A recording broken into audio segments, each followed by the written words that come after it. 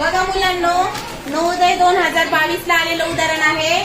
एक गुणाकार दिलेला आहे आणि त्याच गुणाकारवरून प्रथमेश आपल्याला दुसऱ्या गुणाकाराचं उत्तर काढायला लावलेलं आहे. की ज्याचं आपल्याला उत्तर दिलेलं आहे आणि ज्याचं उत्तर काढायला लावले त्याचे अंक सारखे. ज्याचा गुणाकार दिला आहे 1 4 2 गुणिले 8 5 म्हणजे 142 गुणिले 85. याचा गुणाकार आलाय 12,070. एवढेची एवढे संख्या जशीची तशी खाली लिहून घ्यायची. 12,070. त्याचं कारण असं आहे की हे जे अंक आहे 1 4 2 सेम अंक आहे बघा. 1 4 2 आणि 8 5 सेम अंक आहे श्लोक. मग हे जे उत्तर आहे हेच उत्तर येणार आहे. फक्त काय लक्षात ठेवायचं, वरती दशांश चिन्ह नाहीये म्हणून याच्यामध्ये दशांश चिन्ह नाही. मग याचा गुणाकार हाच येणार आहे. फक्त याच्यात काय बदलणार आहे, दशांश स्थळ बदलणार आहे.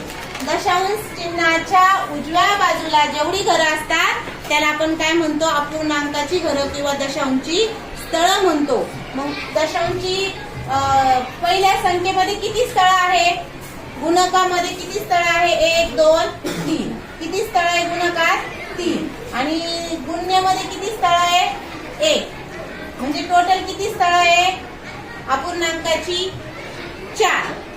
दशांश अपूर्णांकाची स्थळ घरं किती आहेत, 4 आहेत. आणि ती 4 घरं आपल्याला काय करायची, इकडून सोडायची आहे. जेवढी घरं आहे अपूर्ण घरं किती आहे, 1 2 3 4. किती घरं सोडायची, कोणत्या साईडनी आहे, उजव्या साईडनी. मग किती घरं सोडायची, 4. कोणत्या साईडनी सोडायची, उजव्या. 1 2 3 4 दशांश चिन्ह. मग 1 दशांश चिन्ह 2 0 7 0 असं उत्तर आलेलं आहे.